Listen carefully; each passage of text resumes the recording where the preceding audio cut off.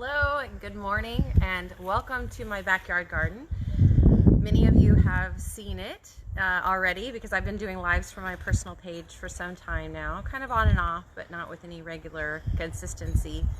And with all the different things going on right now and the work that we're doing with the dinner table talks and everything like that, and me just really getting a chance to spend focused time in my own backyard, I thought that it might be worth it for me to take some time, and to Joe and I to take some time to spend some time in the garden on Sunday mornings with you. So if you're not able to tune in at 10:30 on Sunday mornings, then it will be on YouTube. We'll download this video and put it on YouTube so you can look back at it later on.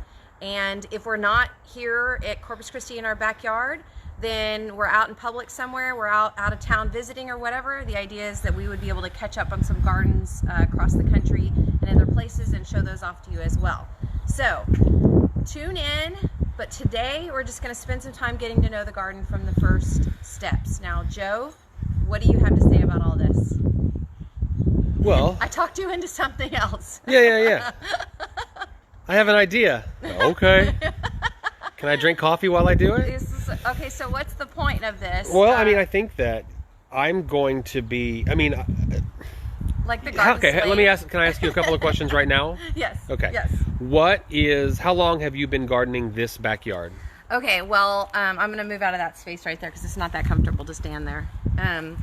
This garden has been here for, I'm going to have to get like a little lapel mic. I think that's going to make a difference. But so y'all let us know if you can't hear and how bad the sound is. But I've been gardening out here since before the hurricane. So January, the year before, so I guess that was like 2017. Is that when the hurricane was? Hurricane Harvey? Okay, so January of 2017, I planted this bed right here. It had a lot of peppermint overgrowing it for a long time. The way that I garden is called permaculture gardening, and these are hugelkultur beds. And it's really using a lot of the organic matter that you have available to you without having to spend too much money. I can't focus on what I'm talking about because I'm watching you stomp on a cilantro plant. What happens? Okay, so the chickens were first. The chickens were first. And then we used them to, you said this was the first bed, and I can see, I guess I'm just going to be the person that doesn't know what's going on. Yes, because even though you've been doing this for over 2 years back here, it's yours. It's mine. And but it's interesting because for the first time I walked out here and I can see it as a whole being, like a whole space. That's where you've gotten to now. Yes. Okay, I'll maybe so I can ask you some questions to get you there. Yes. Okay, so this was the first one. This was the first one. The way you build hugelkultur beds is that you're using your scrap material, you're using logs, you're using brush, leaves, all of that stuff. And you've got some hugelkultur beds that are just about to get planted. Yeah. And we'll show you that in a second. Yeah, I'll show you that. And so then you can imagine after the hurricane when all of our trees blew down, we ran out and got like a lot of extra stuff that we could use. When you say stuff, you're talking about like, I remember people had big piles of brush out in the front to be picked up because their tree had blown over, and and we were taking logs like in the middle of the night. In fact, we just did a middle of the night Christmas tree run. We did that we'll talk about maybe in a bit. Yeah. So of course this is a winter garden. We're here in Corpus Christi, Texas, which is Zone 9B. If you don't know that already, which means I'm actually really close to the bayfront, so I get the water and I get the effect of that. But it's January. If you're watching this, whenever, it's January here in Corpus Christi, Texas. 2020. 2020, and this is what we grow this season, and this is what we can potentially grow in the summertime. Would you mind if I ask? Let's just concentrate on this bed. Yeah. What's in it now? When was it planted, and why? It was planted. Well, different things are planted at different times. Right. So I think most of this stuff is fairly new within the last maybe 1.5 to 2 years. That green harmony or longevity spinach, if you look it up online, you're going to look up longevity spinach. That was literally just one little twig that I stuck in the ground over there. That's a really nice edible landscape cover basically. It grows well in the summertime here. It doesn't mind the winter too much.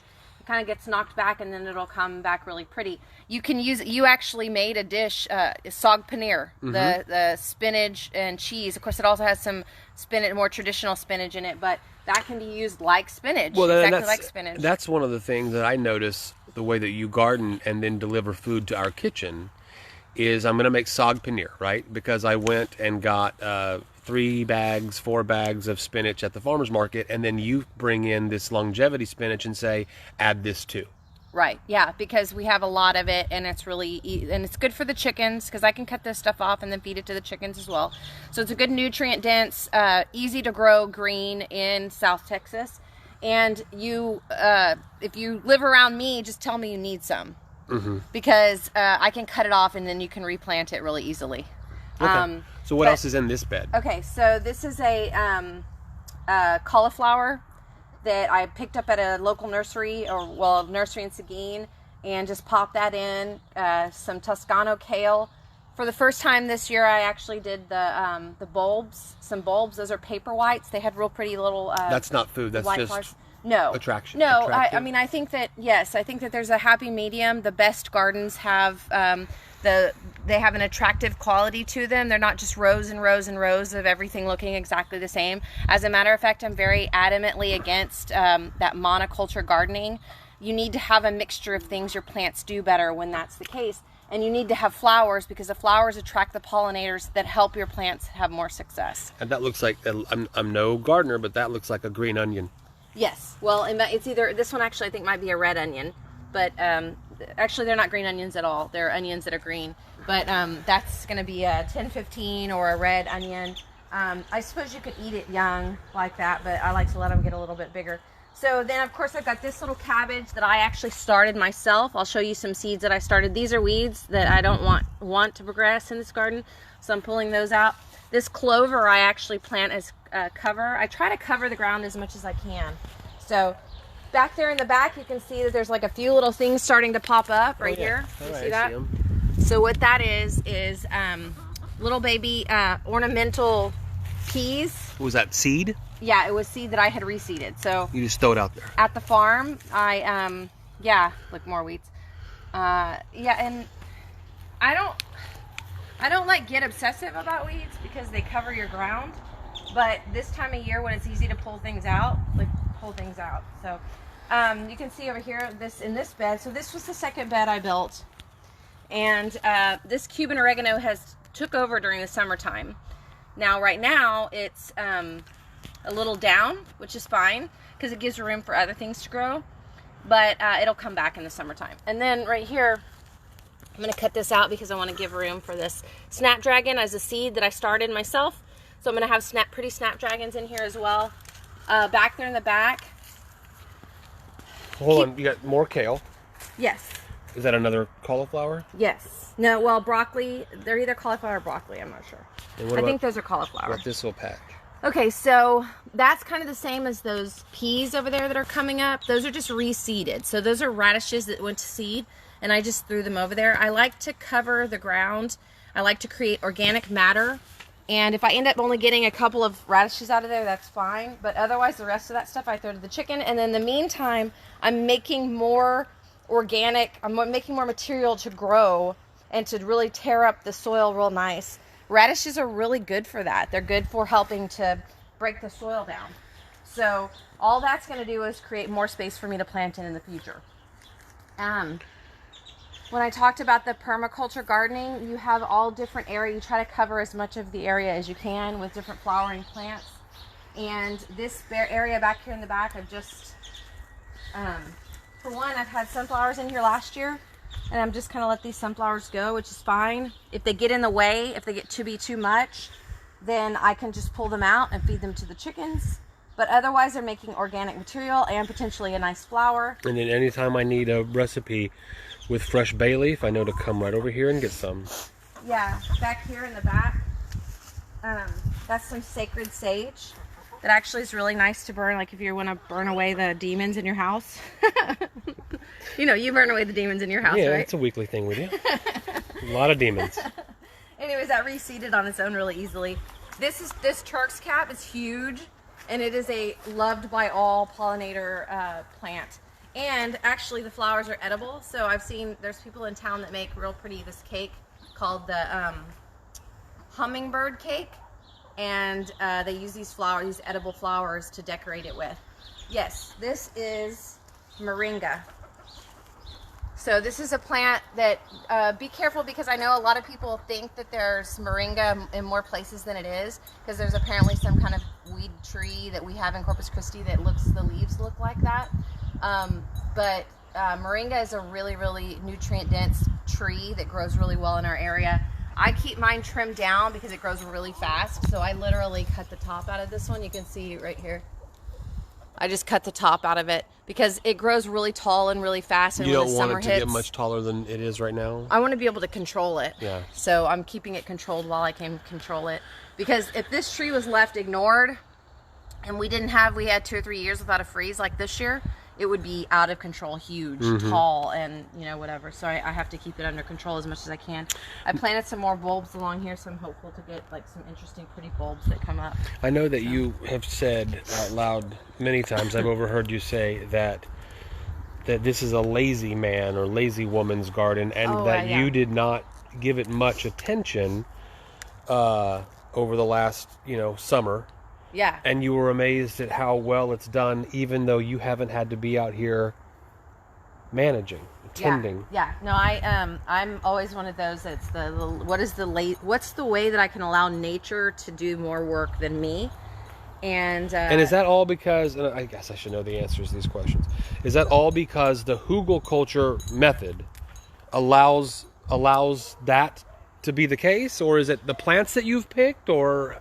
It's a little bit of both, but it has to do with like setting things up in a more natural way. So what I'm doing is I'm helping to create kind of the forest floor, but ideally I don't have forest covering, but I am giving these plants a protected space that this stuff, what do you call this stuff? The ground cover, the mulch, the ground cover, the tree trimmings, all of that stuff, that helps to collect moisture, right? So I'm keeping moisture all the time in the garden, and it also does 2 other things. It in the cold time of year, it keeps warmth, so it creates warmth. In the hot time of year, it actually will help to cool the ground down because it's keeping more moisture in the soil. And so in that case, it's keeping plants alive even when I don't have time to pay attention to them. So it's good timing that we've got 3 new hugelkultur beds going in over here that we'll get to maybe in a little while, and you can show people the before. Right, exactly, yeah, because that's the thing is that I spent an entire summer. I actually wasn't super well this summer, and so I didn't have a lot of energy, and the heat was really, really hard on me this summer, and it was a hot summer. But I had a lot of plants that I had put in the spring, and some of those are still actually doing really well now. And that's the thing that I always tell people is that in Corpus Christi, see, this is going to be a really nice year because we were able to start planting in the fall, and we've had a warm winter. So as we move through the winter time, we haven't really had any freezes, certainly where we're at. If you're out more in like the more arid parts of Nueces County, Jim Wells, things like that, you're dealing with potentially more of a freeze situation. My parents out in Taft, they have had some freezes. But when you get a year where you don't have a freeze, that's a beautiful gardening year. But when we are going to have a break, no matter what, your ground is going to have a break. You're going to have a break is in the heat of the summer. And so that means that the best gardeners are planting things in the fall as soon as the temperatures start to drop, and they're planting and they're planting and they're planting and they're planting and they're planting, and then anything they can keep alive through the summertime is only going to give more success, because a lot of these plants that we grow for vegetables are long season plants. So it's going to take you 130 days to get that vegetable, or it's going to take you 110 days to get that vegetable. And if that's the case, think about how many months that is before you get the plant to the point where so now if we're talking about 6 months, do we have 6 solid months of beautiful, perfect weather? This time of year is more likely than in the summertime. So you've pointed out bed number 1 that you built. Yeah. Bed number 2, I believe it was 3, 4, and then that was the last one that we did. That's the last bed. Now, Yeah. I noticed you've got, I mean, I don't know the names of all of them, but like a bush, and I see an eggplant. Do you plant these beds differently on purpose? No, I plant where I have space to plant things. Okay. So, is there anything in these other 3 beds that's really worth pointing out? well, I've got my tomatoes over here, and this is actually one thing that I did want to kind of talk about.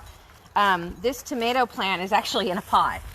Now, why did you never plant that one? Well, because... I'm going to ask you all the dumb questions. No, it's perfectly okay. fine. I had a bunch of tomato plants this past year. I gave a lot away. I sold some. I put some at the Learning Garden. And then some of them were just in pots that hadn't gotten put in the ground. My garden, and as we look around, this garden isn't really a great garden for tomatoes because there's no trellising. It's, you know, I don't really have great space for that. In the summertime, see, I have this pecan tree up above me. In the summertime, this pecan tree is covered with leaves. Right, it's a lot of shade. So, yeah, and so it's hard to get the plants in the timing of the year to get strong. It's hard to get them. So they need a long season to grow, right? Well, then I got to where I wasn't feeling well and wasn't even able to get this pot in the ground, this plant in the ground. And so here it sat, right? That's the thing about gardening and the lazy gardener. Here it sat, it got left alone. From time to time, maybe we came and watered it, but mostly it was like, oh, it got a little rain here and there. And then it just took off, and it took off like crazy, and it just started like growing, and I've been putting on these beautiful, this is I'm pretty sure this is a Cherokee, a purple Cherokee, this one is. And one of the things that is actually the problem with tomatoes in our area is that we have blight in our soil, likely caused by years and years and years of cotton farming in all of our soil in all of our area. And because of that, what happens with the tomato is the more you mess with the tomato... Did she lay an egg? Yeah, she's just walking around screaming. She's like, oh, we're going to talk? I want to be on the TV right. show today. Hello, video camera over here. Over here, get me. How long do I give her the scene? How long do I give her the floor? I think you go. Okay, so you didn't do anything special to these, it doesn't sound like. They just... Well, I mean, I planted this from seed, and I moved it from a tiny little pot to a bigger pot to a nice big pot with good fertilizer and stuff in it, but otherwise, no. But the tomato plants are actually going to be better when they're ignored a little bit, in that they need water. But the more you cut on a tomato plant, the more you mess with it, the more likely you are going to run into that blight that I talked about. And you'll see the blight, you know, and then what happens is it comes from the soil, and so when it rains or when you spray water, you splash that blight up. And you can see, like up here, these plants look real pretty and nice. But as you get into the, like, closer to the ground, and over here you see this brown stuff. And I'll show you another plant in a little while. But that's all that is. And don't get in there and start cutting and tearing and trying to get rid of all that brown, because all you're doing is spreading blight around. Oh, interesting. So just leave it alone, you know. And you say that these have been putting on good tomato. I know that you've been bringing some to the kitchen. Then I noticed yesterday and today that I have a worm in there somewhere that found my tomatoes. And so they're putting holes in my tomatoes. What do you do about a worm? Look for it and find it and squish it. Feed it to the chickens. So, I see doodlebugs. Yeah, and doodlebugs can be a problem on kind of your soft squash. Well, I see a lot of doodlebugs. Yeah, they're eating. It's because of all the mulch I have in here. Okay. And they're eating dead. That's their job. It's a matter if I can keep them eating dead and then not switching over to some eating soft dead. spot. They're eating dead material and breaking it down. Yeah, I got exactly. you. I see a nice, pretty kale right there. Yep. I'm gonna make some kale chips too. So that's like the most important plant over here. All this arugula was reseeded. So I like that a lot. Whenever I didn't even seed that stuff, it seeded itself, and I'm just letting it go. So I've got... Here's another pretty tomato, I noticed. Yes, and I'm pretty sure this is a San Marzano. And this one actually did get put in the bed. So I probably just stuck it in the bed because it needed to... It's way back here. It's over here. Oh, See? okay, yeah. And it's kind of got some trellising because I stuck some stuff and now it's got the tree to lean on. But you can still see the stuff that's closer to the ground is going to get that blight bounce. And... the best thing I can do is leave it alone, though. What's this big lettuce? That's Swiss chard. I think it's that, I don't know, Sandy Hook or something. That's not right. Sandy Hook. That's not it at all. Something with a hook. And then... big old eggplant over here. That plant has done really good. I think that's a listata. I think that's the style. I did grow that one from seed. And so this one's been this is the biggest one I've ever grown. I actually did stake it up a little bit the other day so it would have time to really hang down. But this is the biggest of this variety. The most of the other ones I've been pulling off have been a little small. Yeah, I see but another, there's a big little tiny one right there. Well, and I'm looking at this one. As soon as it starts to get, you see this is starting to get some wear and stuff. As soon as it starts to get like a really nice like spot of like that, then I'm going to go ahead and take it off. But otherwise it's doing really well. How are we going to cook that guy? I don't know. How do you want to cook it? I like it when you fry them, and also you can make baba ganoush with it if you had enough of them. Yeah, you That's need more the than that. Part. Yeah, so I have all different kinds of pretty kale. Like all these kale are just pretty. I have some lettuce that reseeded itself. I actually didn't even seed lettuce this year. I didn't really get into the garden until November this year, so it's been really ignored. I've got some different herbs that are perma, meaning they just stay there and cover the ground, and if they don't make it, they don't make it, and then if that hole comes open, I'll put something else in that hole. I mean, that's really, these I started my own, all of these little seeds. I started spinach this year, no luck whatsoever. All of them came up real nice in my little seed starters, which I'll show you in just a minute. But then as soon as I put them in the beds, the worms ate them. So that I didn't have luck with that this year. I noticed you've been holding on to that stuff that you've cut off the whole time you've been talking. Is it just to throw it to the chickens? Yeah, exactly. So of course I got my composting machines back here, and also our pets and Joe's favorite little pet action, whatever you want to call it. So this is our slop bucket. Yeah, that's and all the scraps. Every morning I'll dump out last night's kitchen cleaning, scrape the plates into a bowl inside, and it comes out here for the chickens to eat on. And then of course it's all mulch down here, and maybe Asen, you can talk about why the mulch looks a little thin right now, but this is everything you've cut off this morning. Just you'll throw it here, it'll compost and break down as wherever it sits. Yeah, and they're gonna pick around in it, and there's gonna be some bugs that get into it, and they're gonna get the part that matters. Oh, you just gave them a little kale, huh? Well, it was a cauliflower leaf. They like that. They like kale. They like the cauliflower leaves. Yeah. All of the lettuces. Yeah. So this mulch originally came from the Learning Garden at Tom Graham Park. Southern Tree Anthony donates that stuff. He brings it to the garden. Helps his business. Helps our business as well, or helps us locally as well. And that's what we laid down here. So now we need to fill this back up again because we took it. So basically, you're taking the black gold, all of the stuff the chickens have helped create. And yeah, whenever this was a chicken run, and I'll explain why that coop looks drunk in just a second, but whenever we made this run, it was the same kind of St. Augustine carpet grass all throughout here, and it wasn't any time at all before they take it down to dirt. And in Corpus Christi, that is going to be your black clay. No fun. So when you put good 6 to 8 inches of mulch on here twice and it begins to break down, you can pull that top layer off and find some really good new, like almost compost, but soil here.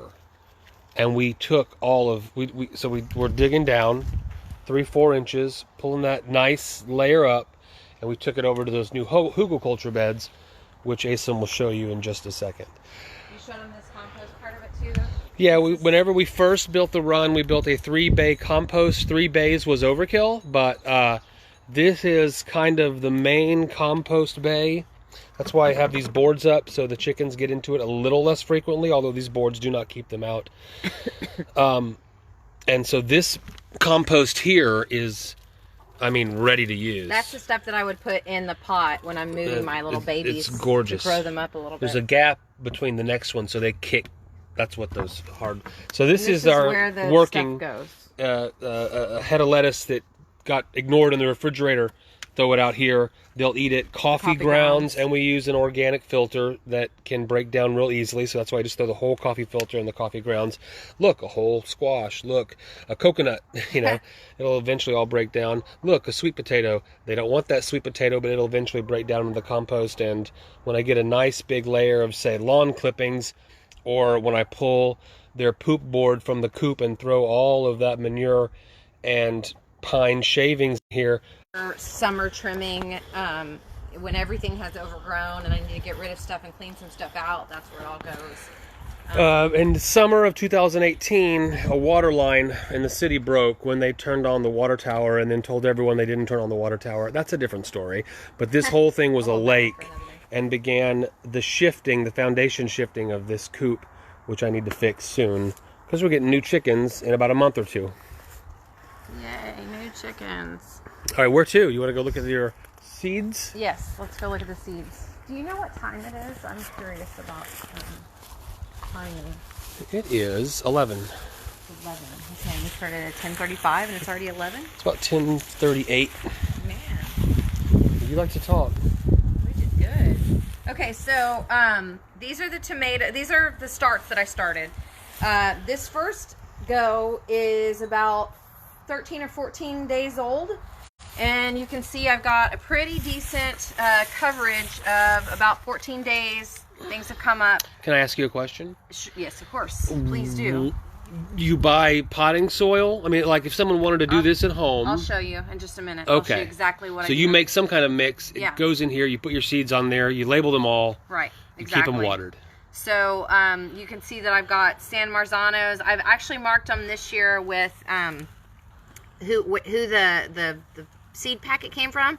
A lot of my seeds, botanical interests, is stuff you can buy here pretty much locally. And then you've got Seeds of Change online and Southern Seed Company and Baker Creek Heirloom. And I'm going to show you a little bit. I've noticed that my Baker Creek Heirloom seeds haven't done as well, although they were definitely some older seeds. So like this Seeds of Change was a little bit of an older seed. And I've got seeds that are like, I'm talking like 2016 leaves. These are all tomatoes at these first two bins? Yeah, pretty much. Yeah, all tomatoes. Now, this one is peppers. So this one, I believe, is 1 week behind this one. Mm-hmm. So these are like 7 days. I see a few little seedlings. That's tomatillos. The tomatillos came up faster than anything else. Which is a tomato. Kinda, yeah. But the peppers, I see a purple tomatillo right there. Yeah, that's purple tomatillo. Are you concerned that there's not little sprouts yet? Nope, because this is only about 7 days. Okay. So it's a shorter amount of time. That's what all of this is. This is about 7 days. But now you can see my serranos are starting to come up. Oh, I noticed the shishito. Yeah, the shishito's coming up. Put those in your cast iron and just give them a flip and yeah. And then these are another like whole week behind that, like these that are real blank. So what I've been starting, if you hadn't already started your tomatoes and peppers and eggplants, you're a little bit behind already. Although, you know, whatever, get plants started. Especially if you have old seeds, there's no reason not to just start your old seeds whenever and get to see what you can do with things like that. Because then you need to get new seeds every year anyways. So you use the seeds during the year when you have time to whatever. Joe's Long Cayenne. Yeah. Well, that's what they called me in high school. So that's what we've got going over here is the, I had the peppers, eggplants, tomatoes, and then now you're seeing my winter squash. So the pumpkins, any of the big, beautiful spaghetti squash, things like that.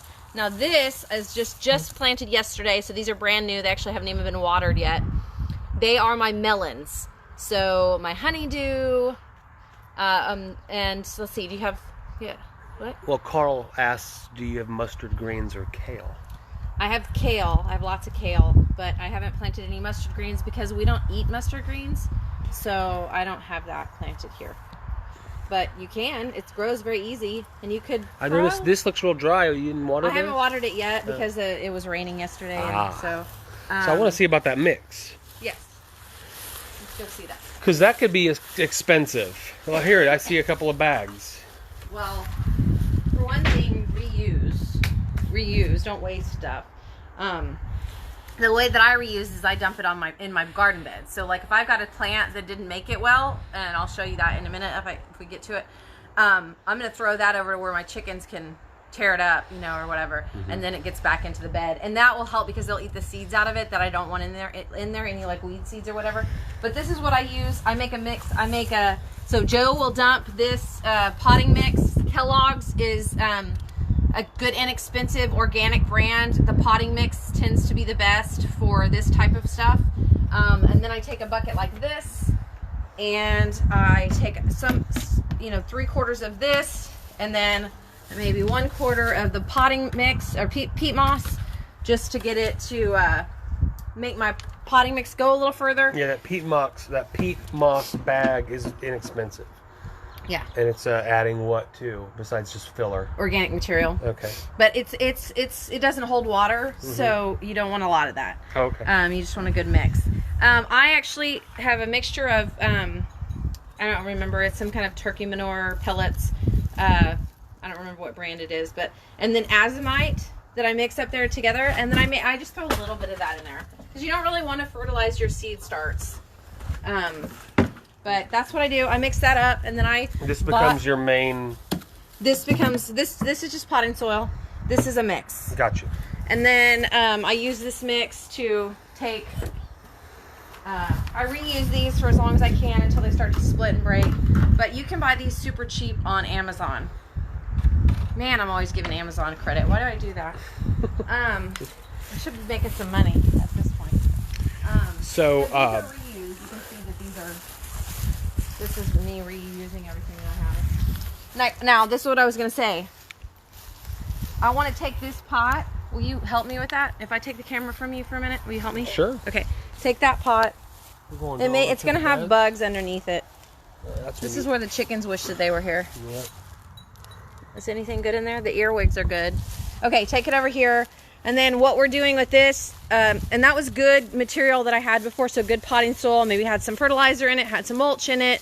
I'm not going to waste that, clearly. I'm going to put it in here so that while the chickens are helping me build this new garden. What do you want it? Probably, no, more like this bit part, or on top of that log there. There. So now the chickens will come and like scratch around and knock that down. Now this is the new garden we've been talking about. About a year ago, Joe put this temporary fence up. And he had already built runs for the chickens so the chickens can come out. Right, that's a little tunnel that the chickens can get from the run into this area whenever we want them to do that. That door is open. And that was always our intentions when he built the coop, was that we're creating the coop in a way that we can make runs. So I'll just, we don't want them anymore in here. Close that off. But we do want them in here. Yes, because right now they're working. Right now they're helping me with, tearing up the ground. And somebody gave us a bag of leaves. We threw those in here. So now I'm building the beds. So the first thing I did was I took... And this is the birth of the beds that we looked at over on the other area. Right. The first thing I did was I took this type of scrap stuff. You can actually go down there and you can see the way the bed looks down there. That's just scrap. I used that to start the building. Branches, twigs, small logs. Then I took every gardener has to have one of these, especially if you live in the area where you have a lot of clay soil. So now I can just like dig down and create trenches alongside and then lift that stuff up and put it up here. And now I'm building the topsoil basically up on top of here, and this hole will get filled up with the mulch because we'll fill this whole area with mulch now. So I saw 1, 2, 3. 3 solid beds. And then this whole border over here. Yeah. And other things that have been put on it, of course, that topsoil you saw me break up, that crappy clay that is really becomes concrete in the summertime. Mm-hmm. I'm trying to remediate it. So all of this organic material getting added into it makes it good, nice stuff. So I got my chickens out here digging in it. We're dumping sand and pea gravel. We also went ahead and bought some black cow compost and went ahead and dumped that on there. So I'm kind of just letting them. So basically by about February 14th, I want this garden to be ready to plant in, so that I can begin planting any of those starts over there that are ready, or any plants that I buy from the nursery, that I can go ahead and start getting those in about February 14th. Sometimes it's more like March 1st, but this year I'm not expecting us to have a freeze past February the 14th. I see a Christmas tree in the corner. That's night digging out of people's trash. So our neighbor down the street, I'm on the computer or something, you're like, hey, come here. Yeah. And so our neighbor down the street finally put their Christmas tree on the curb, and around 10 o'clock midnight, we're stealing a Christmas tree off of their front porch. Yes, and that's not ideal compost. So people that are purists don't tell me, oh, you shouldn't do that. I don't really care too much about that. The most important thing to me is that I'm filling in the spaces in my yard. So I'm creating this area back here will flood. Like, it's real low. It's real low, and I've got holes that where chickens could climb out the bottom of the fence. So I'm just using that material to help build my land back up back here, and just kind of letting that stuff go. Hi, yeah, just kind of letting that stuff go out there. But eventually we'll get all this stuff planted in here. So I'm hoping to take. Oh, let me show you this real quick. So I mentioned the blight and trellising and how important trellising is. This plant is actually doing, this tomato plant is in that tiny little pot. This huge tomato plant. And the advantage is that it has trellising. You actually put this up for the chicken. Yeah, there was a chicken that was jumping over this 4-foot fence, so off of this ledge. So I had to put this up to solve one problem, but I created a solution to something completely So that plant grew up, and then every once in a while, when I was out kind of wandering the garden, maybe you or I don't know, we just kind of stuffed it up in there, and it just kept growing. So now I've got a really, really healthy, this is actually black creme, and this one's ready to go. So this little tomato I can take inside.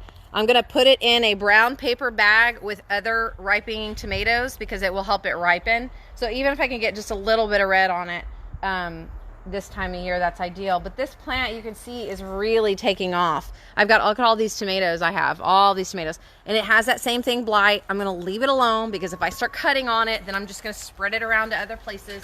But meanwhile, the plant's just getting taller and healthier, and it's got all these like new little blossoms on it. All of those blossoms, not all of them, but a lot of those blossoms will turn into tomatoes, and I'm getting tomatoes in my backyard. So that's the earlier you said you kind of ignore your tomatoes and it does good for them. We had a big patch of sunflowers covering that whole thing up. We didn't even really pay attention to this at all. Yeah. We finally cut those sunflowers out, and you were like, aha! Sometimes ignore, that's the lazy gardener thing. Like, ignoring is really, because what happens is we get all excited and we want to garden every day, and we start gardening, we touch, and we overwater, and then all of a sudden we don't have time because we got to go on a vacation or our work gets busy, and then we ignore it for a week, and the plants are like, meh, whatever. So your plants have to get, how are the plants? Meh, like that. Okay. So they have to get used to it. Your garden has to get, and you just keep your garden alive. Continue to keep planting things in it. If you look back at my garden over here, you can see that there's everything growing, and I'm not afraid of something dying. I'm not afraid of cutting things back that are overgrowing and just getting rid of them and pulling them out. In the meantime, I've got a beautiful garden going all year long. All right, that is all we have for today. I have really enjoyed this. I hope that you'll tune in again next Sunday. My idea is that I'll get up and come out here, and Joe will help me out, and we'll come talk to you about what's going on in the garden this week, and that we'll come back and do this from time to time. So if you've got other friends out there that are gardeners that want to know how we're doing it here in Corpus Christi Zone 9B, please tell them about it, and I'll see you next Sunday. Bye.